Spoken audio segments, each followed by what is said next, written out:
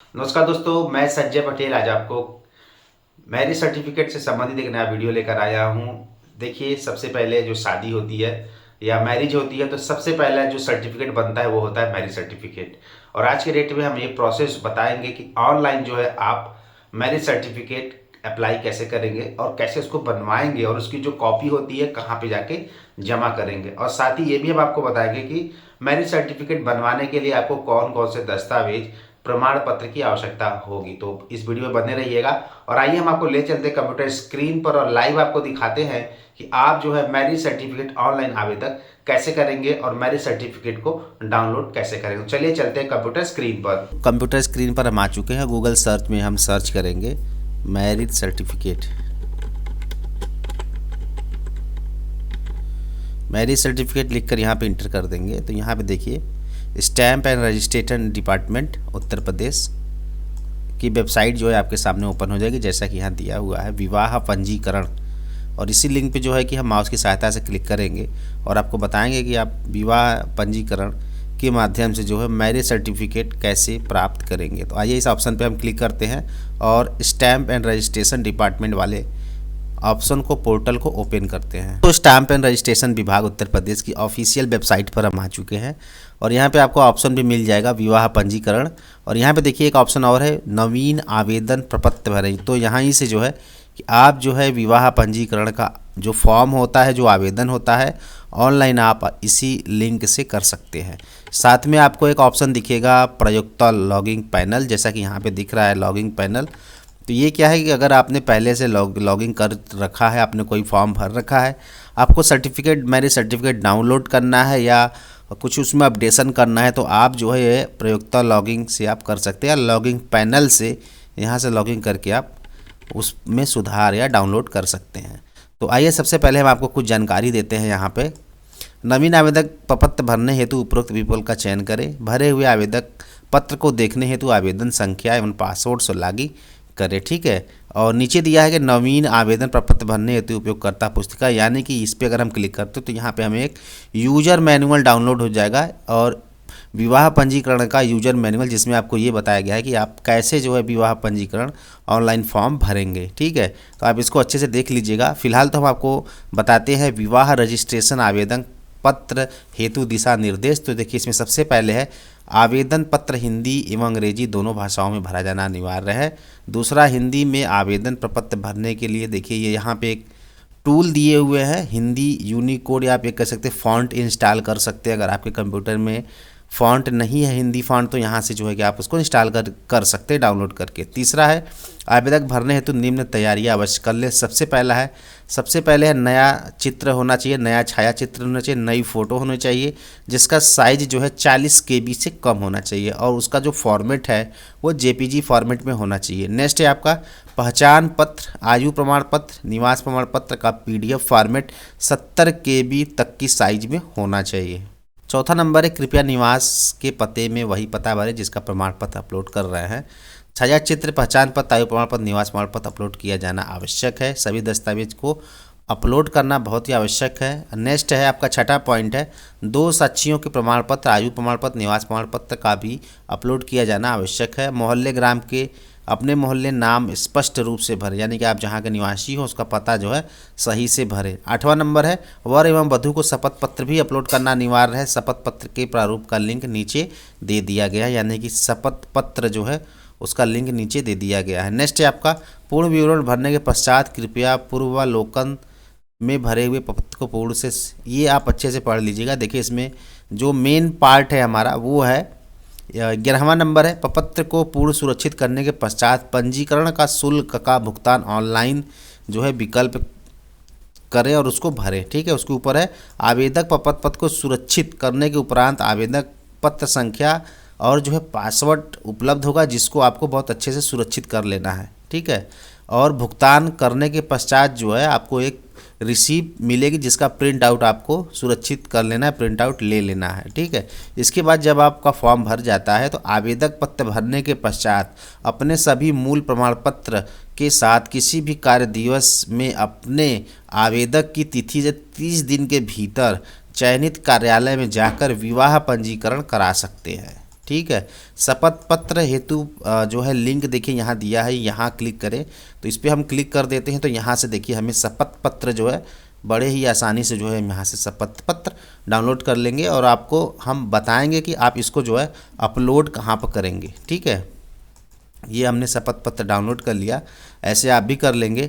Next है शपथ पत्र की नोटरी द्वारा प्रमाणित करने के बाद ही संलग्न करें, यानी कि ये जो शपथ पत्र हम यहाँ से डाउनलोड करेंगे उसको जो है नोटरी कराने के बाद जो है कि हमें अपलोड करना है। नेक्स्ट है आपका 16वां नंबर, समस्त संलग्न अपलोड किए गए प्रमाण पत्र और शपथ पत्र त्रुटिपूर्ण पाए जाने पर विवाह पंजीकरण पत्र निरस्त कर दिया, यानी कि आप जो फॉर्म भरते हैं अगर उसमें कोई गलती पाई जाती है, कोई साक्ष्य जो है सही नहीं है तो उसको देखते हुए आपका जो ये आवेदक किया जाता है इसको वो निरस्त कर देंगे। तो आइए अब हम आपको बताते हैं नवीन आवेदक फॉर्म कैसे भरेंगे विवाह सर्टिफिकेट के लिए। यहाँ पर विवाह पंजीकरण हेतु आवेदक फॉर्म हमारे सामने ओपन हो चुका है।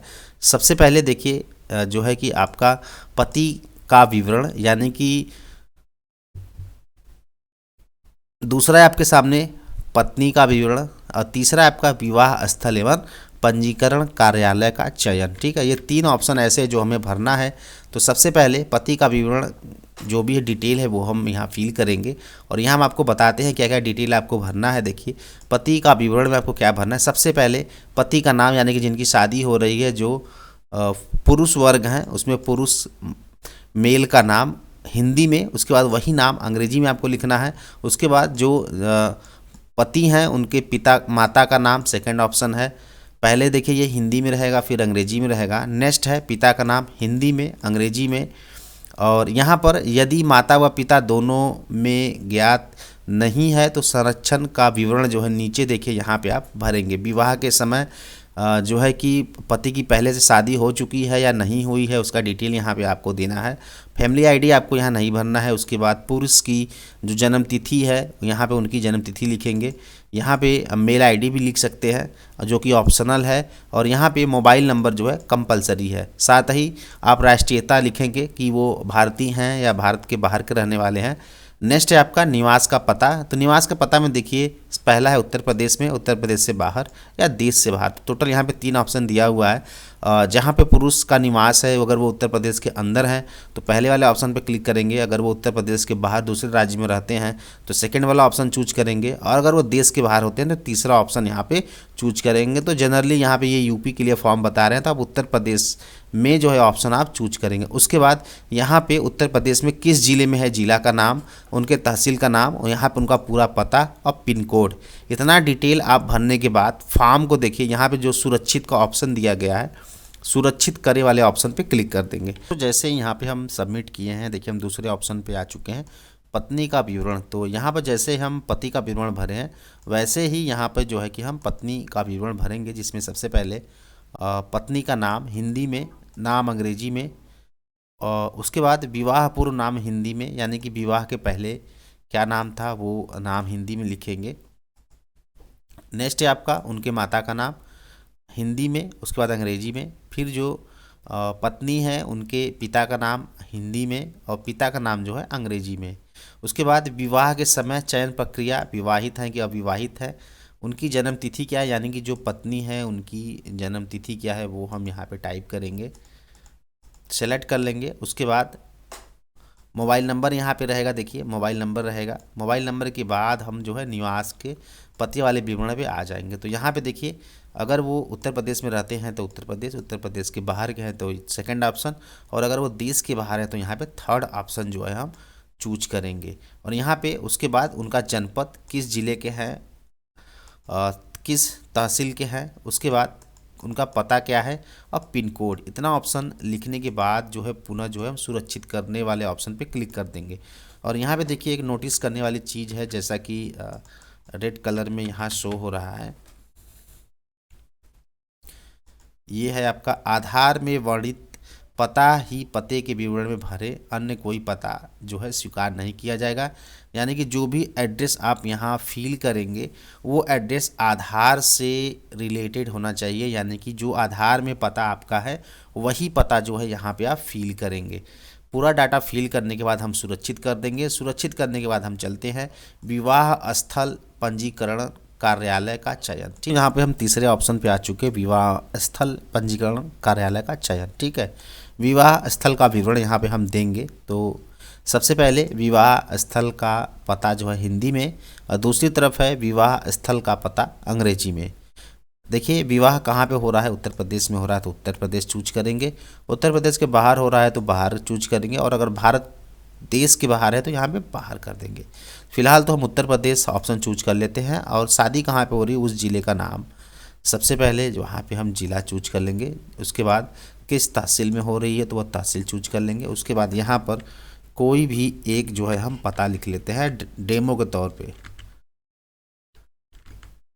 आप वही भरिएगा आपका जो सही होगा। ठीक है, ये एक डेमो के तौर पे हम आपको बता रहे हैं। और यहाँ पे जो है पिन कोड हम लिख लेंगे। ठीक है, विवाह दिनांक, देखिए यहाँ पे शादी किस दिन डेट में हो रही है वो डेट हम यहाँ पे लिख लेंगे, या किस डेट में हुई है वो डेट हम एक चूज कर लेंगे। उसके बाद विवाह पंजीकरण कार्यालय का आधार जो है, तो यहाँ पे देखिए पति के निवास पे शादी हो रही है, पत्नी के निवास पे हो रहा है, या विवाह स्थल है तो यहाँ पे पत्नी का निवास जो है वहाँ पे हम ऑप्शन चूज कर ले रहे हैं। नेक्स्ट है आपका जो है कार्यालय कौन सा है, तो यहाँ पे देखिए इतने सारे ऑप्शन दे दिए गए हैं, सदर प्रथम, सदर द्वितीय, सदर तृतीय, सदर चतुर्थ, पिंडरा, रामनगर, गंगापुर। तो यहाँ पे जो लास्ट वाला ऑप्शन है उप निबंधक कार्यालय, यही वो कार्यालय जहाँ पे आपको फॉर्म जो है अपना 30 दिन के अंदर जो है जाके जमा करना होगा, यही वो ऑप्शन है। तो यहाँ पे सबसे नज़दीक में जो है देखिए गंगापुर रहेगा, तो गंगापुर ऑप्शन हम चूज कर लेते हैं। और यहाँ पे फाइनली जो है सबमिट का जो ऑप्शन है, देखिए यहाँ पे ये तीनों ऑप्शन हमने कम्प्लीटली जो है यहाँ से ये जो 3 ऑप्शन ये दिए थे, जिसमें सबसे पहले पति का विवरण हमने भर लिया, उसके बाद पत्नी का विवरण भर लिया, उसके बाद विवाह स्थल का विवरण जो है कम्प्लीटली हमने भर लिया। ये पूरा ऑप्शन भरने के बाद यहाँ पे हम सुरक्षित करेंगे तो हमारा जो फॉर्म है वो फाइनली जो है सबमिट हो जाएगा और हम नेक्स्ट प्रोसेस पे चलेंगे। तो आइए इस सबमिट वाले ऑप्शन पे हम क्लिक करते हैं। यहाँ पे छाया चित्र प्रमाण पत्र प्रतियाँ जो है ऑप्शन वाले हम आ चुके हैं। और अगर ये ऑप्शन आप में नहीं ओपन होता है तो आप जो है विवाह पंजीकरण को जो है लॉगिन कर लेंगे, और जैसे ही थर्ड ऑप्शन पे आप सबमिट करेंगे आपका जो आईडी पासवर्ड जो है क्रिएट हो जाएगा। ठीक है, आपको मिल जाएगा। उसके बाद जो है छाया चित्र प्रमाण पत्र तृतीय वाले ऑप्शन पे आ जाएंगे।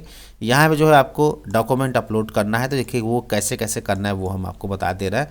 सबसे पहला ऑप्शन है पति का छायाचित्र प्रमाण पत्र। तो यहाँ पे जो पति हैं, जो मेल हैं, जो पुरुष हैं, उनका फ़ोटो, नया फ़ोटो आपको अपलोड करना है। मैक्सिमम जो फाइल की साइज़ है वो 40 KB के अंदर की होनी चाहिए। ठीक है, उसके बाद है पहचान का साक्ष्य। और ये जो पहचान का साक्ष्य होगा देखिए ये पुरुष का होगा, चाहे पासपोर्ट हो या पैन कार्ड हो या वोटर आईडी कार्ड हो या सरकार द्वारा निर्गत कोई अन्य अभिलेख हो या एक स्थायी ड्राइविंग लाइसेंस हो। ये 4 ऑप्शन ऐसे हैं जो पुरुष की तरफ से प्रमाण पत्र जो है यहाँ पे आपको सेलेक्ट करना है। जैसे वोटर आईडी हम चूज कर लेते हैं और उस फाइल को यहाँ पे जो है कि हमें अपलोड करना होगा। अपलोड करने के लिए फाइल की साइज जो है देखिए यहाँ दिया हुआ है 70 KB अधिकतम होनी चाहिए, नहीं 70 KB से ज़्यादा नहीं होना चाहिए। उसके बाद जो भी पुरुष है उनका यहाँ पे आधार नंबर जो है हमें टाइप करना होगा। आधार नंबर टाइप करने के बाद यहाँ आधार कार्ड हम चूज कर लेंगे निवास के साक्ष्य में। देखिए यहाँ पे कई डॉक्यूमेंट आपको मिल जाएंगे पते के तौर पर, जिसमें आधार कार्ड, उपयोगिता बिल जैसे जल विद्युत टेलीफोन अथवा gas bill, passport, bank passbook, voter ID, ration card, rent agreement, सरकार द्वारा निर्गत कोई अन्य अभिलेख या स्थायी ड्राइविंग लाइसेंस। इसमें से कोई एक ऑप्शन आप चूज कर लेंगे। तो हम बैंक पासबुक चूज कर लेते हैं और यहाँ पे जो है बैंक पासबुक को स्कैन करके 70 KB के नीचे जो है फाइल बना के हम यहाँ से अपलोड कर देंगे। उसके बाद है आयु का साक्ष्य, यानी कि जन्म का प्रमाण यहाँ पे देना पड़ेगा।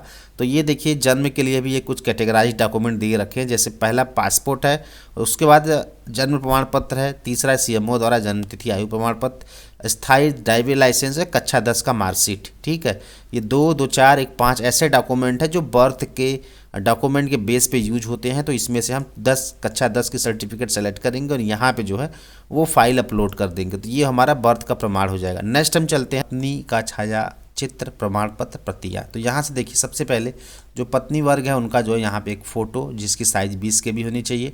उसके बाद उनका पहचान पत्र का साक्ष्य, तो पहचान पत्र के तौर पे देखिए यहाँ पे passport, pan card, voter ID card और निवास प्रमाण पत्र या सरकार द्वारा कोई भी निर्गत कोई अन्य अभिलेख या स्थायी ड्राइविंग लाइसेंस, ये पत्नी की तरफ से एक पेपर चूज करेंगे और यहाँ से जो है कि अपलोड कर देंगे। उसके बाद जो पत्नी है उनका आधार नंबर और निवास के तौर पर यहाँ पे देखिए कुछ ऑप्शन दे रखे हैं, ये आधार कार्ड, उपयोगिता bill, passport, bank passbook, voter ID, ration card, rent agreement, ये इतने ऐसे ऑप्शन हैं जो एड्रेस के तौर पर सेलेक्ट करके हम अपलोड कर देंगे। नेक्स्ट है आयु का साक्ष्य, तो आयु के लिए पासपोर्ट, जन्म प्रमाण पत्र, सीएमओ ऑफिस द्वारा जारी जन्म आयु प्रमाण पत्र, स्थायी ड्राइविंग लाइसेंस और कक्षा 10 का मार्कशीट, ठीक है। और नेक्स्ट हम आते हैं साक्षी का विवरण नंबर 1। साक्षी का विवरण यानी कि जो साक्षी हैं, जो ये गवाही करते हैं कि हाँ इनकी शादी हुई है, उनका डिटेल भी यहाँ पे आपको फिल करना है। तो सबसे पहले यहाँ पे उनका नाम लिखेंगे। नाम जो है पहले हिंदी में रहेगा, उसके बाद वही नाम यहाँ पे अंग्रेजी में रहेगा। उसके बाद जो साक्षी है उनका पूरा पता हिंदी में, पूरा पता अंग्रेजी में, उनका मेल आईडी कोई कंपलसरी नहीं है, ऑप्शनल है, लेकिन यहाँ पे उनका मोबाइल नंबर जो है कंपलसरी है।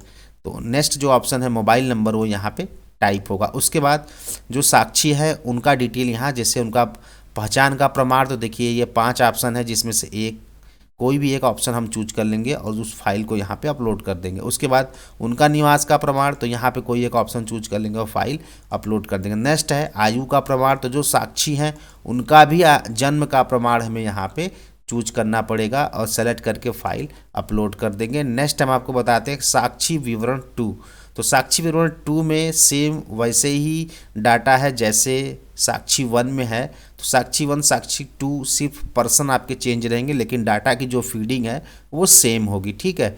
तो इसको हम नहीं बताते हैं। नेक्स्ट है आपका विवाह संपन्न होने का साक्ष्य, यानी कि विवाह संपन्न होने का प्रमाण पत्र। तो उसके लिए देखिए यहाँ पे कुछ ऑप्शन दिए हैं, जैसे धार्मिक प्राधिकरण द्वारा निर्गत प्रमाण पत्र, राजपत्रित अधिकारी द्वारा निर्गत प्रमाण पत्र, विवाह स्थल का प्रमाण पत्र या सदस्य स्थायी निकाय द्वारा निर्गत प्रमाण पत्र। इसमें से कोई एक ऑप्शन आपको चूज करके वो जो फाइल प्राप्त होगी यहाँ पे आपको चूज फाइल वाले ऑप्शन से अपलोड करना होगा, जिसकी साइज 70 KB के नीचे होगी। नेक्स्ट है आपका शपथ पत्र, जैसा कि हम आपको स्टार्टिंग में बता रहे थे, शपथ पत्र पति द्वारा प्रस्तुत शपथ पत्र और पत्नी द्वारा प्रस्तुत शपथ पत्र, जिसकी साइज़ जो है अधिकतम साइज़ 70 KB के नीचे होनी चाहिए। और वो फाइल आइए हम आपको दिखा देते हैं, और पहले भी हम आपको दिखाए थे कि वो फाइल कैसी होती है। तो यहाँ से जो फाइल हम डाउनलोड की है वो फाइल हम आपको दिखा दे रहे हैं यहाँ पे।